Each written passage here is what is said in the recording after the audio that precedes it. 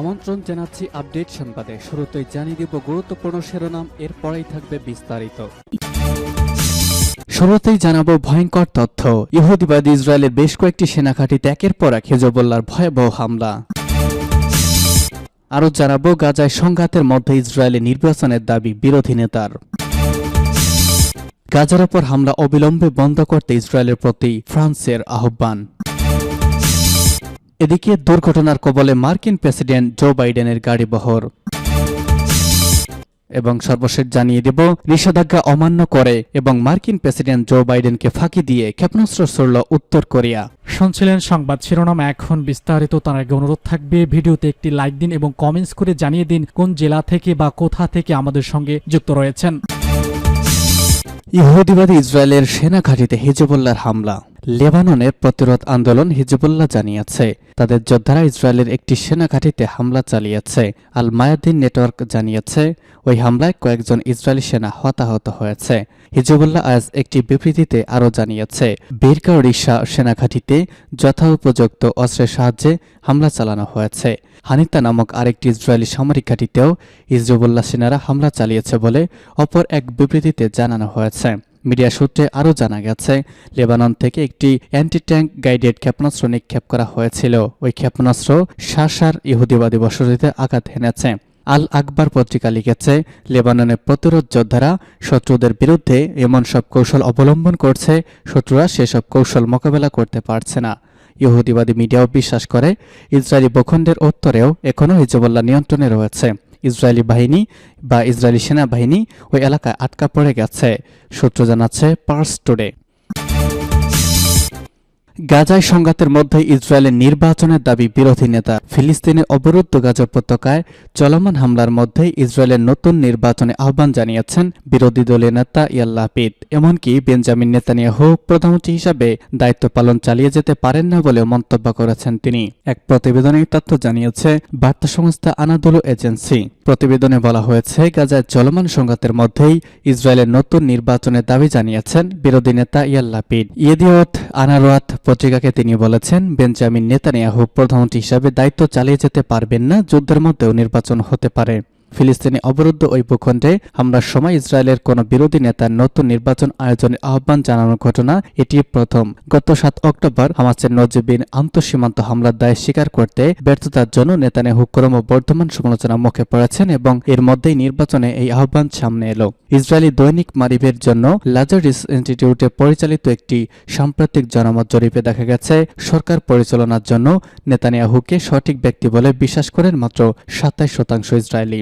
সমীক্ষায় দেখা গেছে 49% ইসরায়েলি বিশ্বাস করেন দেশের সরকার পরিচালনার জন্য সেরা ব্যক্তিত্ব হচ্ছে ন্যাশনাল ইউনিটি পার্টির নেতা বেনি গান্টজ। অনেক ইসরায়েলি আশা প্রকাশ করেছেন হামাসের হামলার যুদ্ধোত্তর তদন্ত নেতানিয়াহুর রাজনৈতিক ক্যারিয়ারের সমাপ্তি ঘটাবে। নেতানিয়াহু 2022 সালের শেষের দিকে ইসরায়েলের প্রধানমন্ত্রী নির্বাচিত হন। অবশ্য লাপিডের এই বিবৃতির বিষয়ে নেতানিয়াহুর কাছ থেকে কোনো মন্তব্য পাওয়া যায়নি। উল্লেখ্য যে গত 7 অক্টোবর ইসরায়েলি নজিরবিহীন হামলা চালায় ফিলিস্তিনের স্বাধীনতাকামী সশস্ত্র গোষ্ঠী হামাস। এরপর থেকে টানা প্রায় 2.5 মাস ধরে গাজায় আগ্রাসন চালাচ্ছে ইসরায়েল। ইসরায়েলি আগ্রাসনে নিহত হয়েছেন প্রায় 20,000 ফিলিস্তিনি। নিহত এইসব ফিলিস্তিনির মধ্যে 70% নারী এবং শিশু। গাজার ওপর হামলা অবিলম্বে বন্ধ করুন, ইসরায়েলের প্রতি ফ্রান্সের আহ্বান। অবরুদ্ধ গাজা উপত্যকার ওপর পাশবিক হামলা বন্ধ করতে তেল আবিবের ওপর চাপ ক্রমেই বাড়ছে। এবার গাজার ওপর হামলা অবিলম্বে বন্ধ করার আহ্বান জানিয়েছে ফ্রান্স।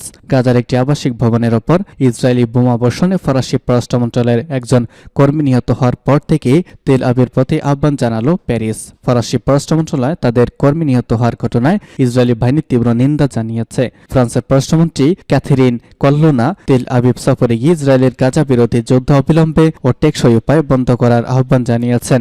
ইসরায়েলি পররাষ্ট্রমন্ত্রী এলি কোহেনের সঙ্গে সাক্ষাতে তিনি বলেছেন যুদ্ধ বিস্তৃত ওই উপত্যকার সার্বিক পরিস্থিতির ব্যাপারে প্যারিস গভীরভাবে উদ্বেগ প্রকাশ করেছে। বুধবার গাজা ইসরায়েলি বোমা হামলায় ফরাসি কনসুলেট কর্মী নিহত হওয়ার পর বিষয়টি নিয়ে আলোচনা করতে রবিবার তেল আবিব সফরে যান ফ্রান্সের শীর্ষ কূটনীতিক। তিনি তার ইসরায়েলি সমকক্ষ কোহেনকে বলেন গাজায় অনেক বেশি সংখ্যায় বেসামরিক মানুষ নিহত হচ্ছে।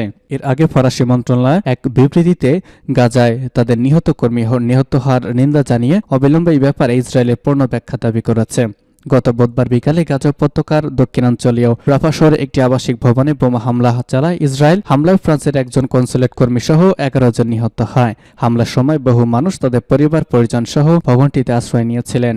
ফ্রান্সের পররাষ্ট্র মন্ত্রণালয়ের বিবৃতিতে বলা হয়েছে, নিহত কনসুলেট কর্মী 2002 সাল থেকে গাজায় ফরাসি সহকারীর সঙ্গে কাজ করে আসছিলেন। তার পরিবারের কয়েক সদস্যকে আগে থেকেই গাজা থেকে সরিয়ে নেওয়া হয়েছিল, সূত্র জানাচ্ছে পার্স টুডে। দুর্ঘটনার কবলে জো বাইডেনের গাড়িবহর। মার্কিন প্রেসিডেন্ট জো বাইডেনের গাড়িবহরের দুর্ঘটনা কবলে পড়েছে। যুক্তরাষ্ট্রের ডেলাওয়ারের নিজের প্রচারণা সদর দপ্তর থেকে বেরিয়ে যাওয়ার সময় একটি মার্কিন গাড়ি ডেমোক্রেটিক এই প্রেসিডেন্টের গাড়িবহরকে ধাক্কা দিয়েছে। অবশ্য প্রেসিডেন্ট বাইডেন এবং ফার্স্ট লেডি জিল বাইডেন নিরাপদে আছেন। আজ এক প্রতিবেদনে এই তথ্য জানিয়েছে বার্তা সংস্থা এএফপি। অন্যদিকে বার্তা সংস্থা রয়টার্সের একজন প্রত্যক্ষদর্শী বলেছেন, স্থানীয় সময় রবিবার রাতে প্রেসিডেন্ট জো বাইডেন গাড়িবহরের একটি এসইউভির সঙ্গে একটি সেভান গাড়ি সংঘর্ষ হয়েছে। এই ঘটনায় বাইডেন নিরাপদে আছেন এবং দুর্ঘটনার শিকার গাড়িটি প্রেসিডেন্টের নিরাপত্তা টিমের অংশ ছিল। প্রেসিডেন্ট বাইডেন এবং ফার্স্ট লেডি জিল বাইডেন তার প্রচারণার সদর দপ্তর ছেড়ে যাওয়ার পরপর এই সংঘর্ষটি ঘটেছে। ঘটনার পর জিল বাইডেনও নিরাপদে ছিলেন বলে জানা গেছে। টেলিভিশনে ফুটেজে দেখা গেছে দুর্ঘটনার পর সিক্রেট সার্ভিস এজেন্টরা বাইডেনকে তার গাড়িতে নিয়ে যাচ্ছেন। দুর্ঘটনার পর সিলভার রঙের সেভান গাড়িটিকে নিরাপত্তা কর্মকর্তারা দ্রুত ঘিরে ফেলেছে। এজেন্টরা গাড়িটি কোণঠাসা করে এবং চালকের দিকে অস্ত্র তাক করে, তবে গাড়ির চালক তার উপর হাত উঠিয়ে রেখেছিলেন। ঘটনার পর বাইডেন দম্পতি নিরাপদে ওয়েলমিংটনে তাদের বাড়িতে ফিরে এসেছেন বলেও প্রত্যক্ষদর্শীদের বরাত দিয়ে জানিয়েছে রয়টার্স। এবং সর্বশেষ জানিয়ে দিব, নিষেধাজ্ঞা অমান্য করে ক্ষেপণাস্ত্র ছড়ল উত্তর কোরিয়া। দক্ষিণ কোরিয়া জানিয়েছে, পিয়ংইয়ং রবিবার রাতে একটি ব্যালিস্টিক ক্ষেপণাস্ত্র জাপান সাগরের দিকে ছুড়েছে। ঘোষিত তথা স্বঘোষিত পারমাণবিক শক্তিধর রাষ্ট্র উত্তর কোরিয়ার এই ধরনের পরীক্ষা চালানোর ব্যাপারে জাতিসংঘের নিষেধাজ্ঞা রয়েছে। দক্ষিণ কোরিয়ার সামরিক বাহিনীর জেনারেল স্টাফের দেওয়া তথ্য অনুযায়ী উত্তর কোরিয়া জাপান সাগরের 570 কিলোমিটার গভীরে ক্ষেপণাস্ত্রটি ছুড়েছে, তবে সেটি কী ধরনের ক্ষেপণাস্ত্র তার বিস্তারিত শনাক্ত করা যায়নি। এর চেয়ে বেশি তথ্য জানায়নি দেশটির সামরিক বাহিনী। সিওল জানিয়েছে, আমাদের সামরিক বাহিনী একটি সম্ভাব্য স্বল্প দূরত্বের ব্যালিস্টিক ক্ষেপণাস্ত্র পিয়ংইয়ং এলাকা থেকে পূর্ব সাগরের দিকে রাত 10:38 সময় ছোড়া হয়েছে বলে শনাক্ত করেছে। সিওল ইতিমধ্যে বিষয়টি মার্কিন যুক্তরাষ্ট্র এবং জাপানকে জানিয়েছে বলেও নিশ্চিত করেছে। পাশাপাশি নিজ দেশের সামরিক বাহিনীকে সর্বোচ্চ সতর্ক অবস্থায় রাখা হয়েছে বলেও জানিয়েছে সিওল। জাপানও নিশ্চিত করেছে যে উত্তর কোরিয়া ব্যালিস্টিক ক্ষেপণাস্ত্রের মতো কিছু দেখতে পেয়েছে একটা ছুড়েছে যা সম্ভবত সাগরে পড়েছে। উত্তর কোরিয়ার ওপর নিউক্লিয়ার ওয়ারহেড বহনে সক্ষম ব্যালিস্টিক ক্ষেপণাস্ত্র পরীক্ষার ব্যাপারে জাতিসংঘের নিষেধাজ্ঞা রয়েছে।